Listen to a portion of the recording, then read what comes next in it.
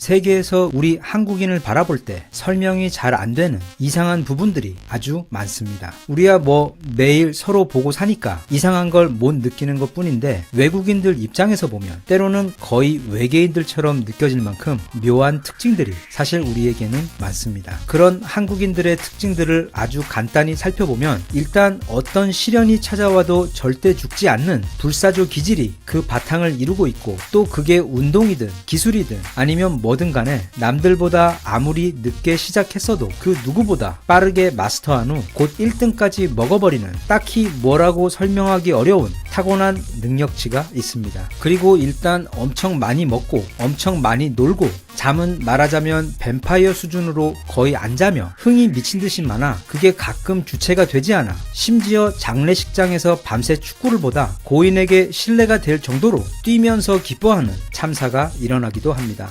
하지만 이 경우에는 가운데 보이는 상주께서 가장 신나신 것 같아서 그나마 다행입니다. 흥이 많은 만큼 또 그 에너지를 항상 표현하고 배출해야 해서 춤과 노래 또한 세계 그 어느 나라 어느 민족과 비교해도 항상 1등을 싹쓸이하는 멋있는 사람들이기도 합니다. 그런데 이런 것 외에도 우리 한국인들이 세계인들에게 유명한 것은 따로 있습니다. 바로 주로 개미와 꿀벌들의 세계에서나 볼 수 있는 수준의 말도 안 되는 단결력이 그것입니다. 서로 매일 유치한 이유로 지지고 볶으며 싸우다가도 일단 나라에 어떤 문제가 발생했다, 또는 누가 쳐들어왔다, 또는 누가 한국 욕을 한다 이러면 그때는 마치 강력한 자석의 힘이 발동하여 흩어졌던 쇳가루들이 순식간에 모여 하나로 착 하고 서로 달라붙듯이 언제 싸웠냐는 듯 서로의 모든 차이를 잊어버리고 동일한 목표를 가진 수천만 개의 세포로 이루어진 한 명의 거인처럼 완벽하게 단결해 일사불란하게 움직여 거의 불가능에 가까운 빠른 시간 안에 그게 뭐든 어떤 문제든 깔끔히 해결을 해버리는 매우 독특하고 놀라운 특징을 가지고 있습니다. 일단 가장 쉬운 예로 그게 병자호란이든 아니면 임진왜란 또는 정유재란이든 이순신을 제외하고 결국 나라를 끝까지 지켜낸 건 다 전국 각지에서 3355 돌덩이처럼 뭉쳐 적과 끝까지 싸운 일반 백성들이었습니다. 누가 시켜서 그렇게 한 것도 아니고 또 그게 시킨다고 될 일도 아닌 것이, 그 의병들 중 거의 대다수는 조선시대 나라로부터 가장 혜택 받은 게 없었던 평민과 노비들이었습니다. 양반들만 위하고 떠받들며 자신들에겐 해준 것도 없는 국가였는데도 일단 국난이 닥치자 마치 무슨 스위치가 켜지고 미리 프로그램 되어 있던 단결 알고리즘이 동시에 작동된 것 마냥 하나로 뭉쳐 오늘날까지 일일이 셀 수도 없을 만큼의 많은 시련들을 함께 극복해 왔습니다. 그때는 신문도 또 인터넷도 없었기 때문에 조선 땅에서 무슨 일이 일어나고 있는지 아무도 몰랐겠지만 근대에 와서도 여전히 녹슬지 않고 발현되고 있는 한국인들의 놀라운 수준의 단결력은 몇 번이나 반복적으로 세계인들에게 커다란 경의의 대상이 되고 있습니다. 그 첫 번째 사례는 바로 1960년대에 있었던 전 국토 산림 녹화 운동입니다. 한국 전쟁으로 인해 전 국토의 97%가 거의 사막 수준으로 망가져버린 우리 땅을 되살리기 위해 1967년, 1982년까지 대한민국의 모든 산을 나무로 덮겠다는 1차 목표를 세우고 온 국민이 함께 주말마다 가족과 함께 나가 나무를 심었고, 식목일에는 또 전 국민이 함께 대대적인 나무 심기 운동을 벌이면서 원래 목표보다 4년이나 빠른 1978년에 전 국토의 민둥산 모두를 다시 나무로 덮는 그 어려운 작업을 완료해냈습니다. 이후 그 운동 범위를 확대해 1978년부터 시작된 제2차 시기부터는 기존 산 외 원래 나무가 자랄 수 없는 돌산이나 강한 해풍에 노출된 바닷가 땅에도 흙을 옮겨 땅을 다진 후 그 위에 다시 나무를 심는 국토 하이모 작업까지 성공시키며 오늘날 우리 대한민국의 땅은 전 국토의 무려 66%가 나무로 빽빽하게 채워져 있을 정도로 전 세계를 통틀어 국토가 완전히 헐벗었다가 이것처럼 성공적으로 100% 회복한 경우는 한국의 경우가 처음이자 마지막입니다. 이 때문에 글로벌 환경 분야 세계적 저술가인 레스터 브라운 지구정책연구소 소장은 지난 2008년 자신의 자신의 저서 플랜 B 2.0에 한국의 녹화산업 성공 사례를 다루며 이것은 세계에서 유일한 케이스이며 전 세계의 자랑거리라고 극찬을 한 바 있습니다. 그 다음 우리 한국을 세계적으로 유명하게 만든 단결의 역사는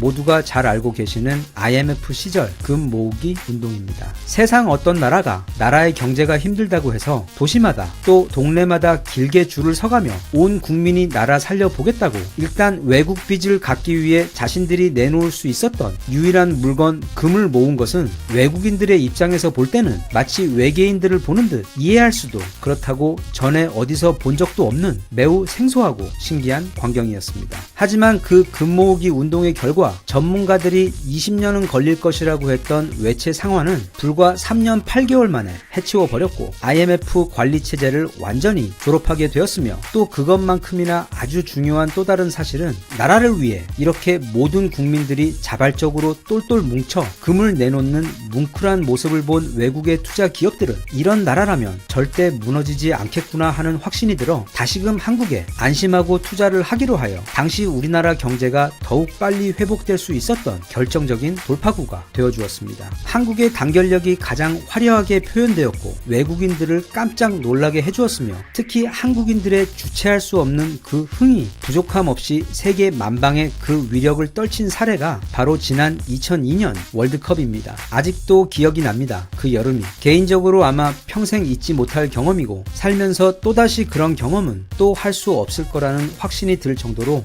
모두 빨간색 티셔츠를 맞춰 입고 경기가 있던 날이면 대한민국 어디를 가던 337 박수 뒤에 이어지는 대한민국의 함성이 들렸으며 광화문 사거리와 그 넓은 코엑스 앞 14차선 대로가 빨간 악마들과 펄럭이는 태극기로 가득 채워졌던 그 만화 같은 시절을 지금 어린 친구들은 아무리 설명을 해주어도 절대 그 기분 모를 겁니다. 그 기억을 가지고 있다는 것만으로도 부자처럼 느껴집니다. 그리고 그런 한화된 응원의 기운 때문이었는지 그때까지 본선에서 1승도 못하던 대한민국이 이탈리아와 스페인까지 꺾고 월드컵에서 세계 4위를 달성했습니다. 이런 모든 한국인들의 단결 역사 중 해외에서 가장 뉴스를 많이 탔던 사례는 바로 2007년 있었던 태안 기름 유출 사고 때였습니다. 태안 앞바다에서 홍콩 국적의 허베이 스피리토가 삼성물산 소속 삼성 1호와 충돌하면서 무려 12,000kg가 넘는 원유가 그대로 바다로 유출되어버린 끔찍한 환경사고였습니다. 사고 직후 일단 태안군 앞바다에 있던 양식장과 어장은 모두 기름이 범벅이 되어 아예 손을 쓸 수도 없게 되었고 조류를 따라 태안군에서 떠내려온 타르 덩어리들이 안면도와 군산을 넘어 제주도에서까지 발견되는 등 당시까지 세계 기준으로 보아도 그때까지 벌어진 모든 해양 원유 유출 사고 중 거의 가장 심각한 규모의 사고였기 때문에 해외 언론들에서도 연일 앞다투어 태안의 상황을 보도했었습니다. 당시 태안의 앞바다 해안가들은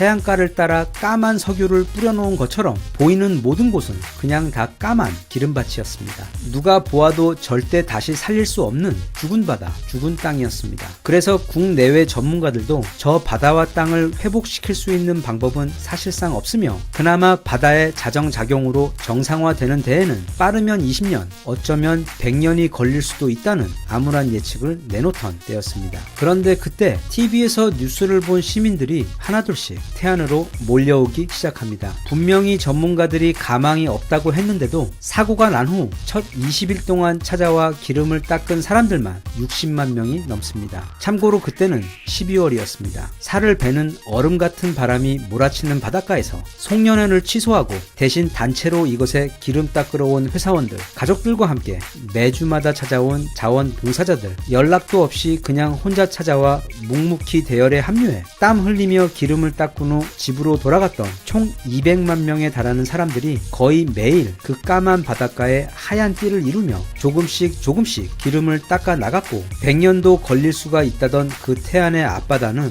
사고가 난 지 채 10년도 되지 않아 언제 그런 사고가 있었냐는 듯 예전과 다름없는 깨끗한 바다 바다로 회복되었으며, 참고로 그때 하얀 방제복을 입은 수백 수천 명의 한국 사람들이 마치 바닷가에 서리가 내린 것처럼 빼곡히 들러붙어 기름을 닦는 모습을 보고 많은 외신들은 그게 모두 자발적으로 모인 일반 시민들이라는 사실을 믿을 수 없었고, 저 사람들은 모두 배우라는 의심까지 받았을 정도로 태안기름 유출 사고 당시 우리 한국인들이 보여주었던 단결력은 이 지구에서도 전무후무한 매우 특별한 장면이었습니다. 3년간의 폭격으로 전부 사막으로 변해버린 땅 전체를 다시 푸른 나무들로 뒤덮고 장롱 속 돌반지를 꺼내 모아 안방에 들어온 나라의 빚쟁이를 내보내고 빨간 흥이 파도치며 폭발하던 거리 응원으로 자국에서 열리는 월드컵 개최 축제를 세계 4위로 쿨하게 장식했으며 200만 명의 무국 배우들을 동원해 다시는 살릴 수 없다던 그 바다에서 나오는 맛있는 해산물을 지금 다시 즐기고 있는 우리 한국인들은 제가 봐도 좀 많이 이상하면서도 그것보다 훨씬 더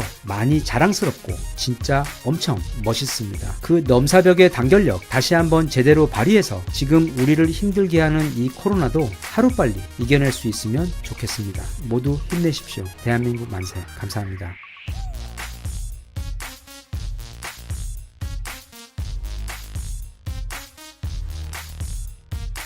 Sana